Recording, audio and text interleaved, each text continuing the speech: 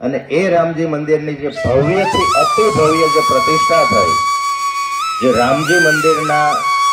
પટાંગણ સુધી જે એ સમયે જે રામ પારાયણનું કદાચ આયોજન થયું હતું, એ વાતો સાંભળેલી. અમે તો નાના હતા ત્યારે એવું કહે છે કે જે ગામનો એક રાગ, જે ગામની અંદર એક્યતા, જે ગામની અંદર થનગનાટ, જે ગામની અંદર એવી તીવ્રતા અને જે ગામની અંદર સૂઝબૂઝ વાળા લોકો કે જે એ રામજી મંદિર જ્યારે થયું ને ત્યારે આખા તાલુકામાં નહીં પણ આજુબાજુના વિસ્તારમાં એવું કહેવાય કે ડંકો વાગી ગયો. સાચું છે વડીલો? એ આપણે વાગોળવાનો સમય,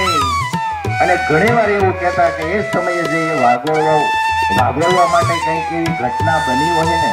તો એ રામજી મંદિર બનાવ્યું ને ત્યારે એ ઘટના બની હતી. અને એ વાગોળવા જેવું જ કામ હતું, કારણ કે એ સમયની વાત છે કે જ્યારે એવા આર્કિટેક્ટ હોય ત્યારે એ રામજી મંદિરની જે ભવ્યથી અતિ ભવ્ય જે પ્રતિષ્ઠા થઈ, જે રામજી મંદિરના પટાંગણ સુધી જે એ સમયે જે રામ પારાયણનું કદાચ આયોજન થયું હતું, એ વાતો સાંભળેલી. અમે તો નાના હતા ત્યારે એવું કહે છે કે જે ગામનો એક રાગ, જે ગામની અંદર એક્યતા, જે ગામની અંદર થનગનાટ, જે ગામની અંદર એવી તીવ્રતા અને જે ગામની અંદર સૂઝબૂઝ વાળા લોકો કે જે એ રામજી મંદિર જ્યારે થયું ને ત્યારે આખા તાલુકામાં નહીં પણ આજુબાજુના વિસ્તારમાં એવું કહેવાય કે ડંકો વાગી ગયો. સાચું છે વડીલો? એ આપણે વાગોળવાનો સમય, અને ઘણી વાર એવું કહેતા કે એ સમયે જે વાગોળવા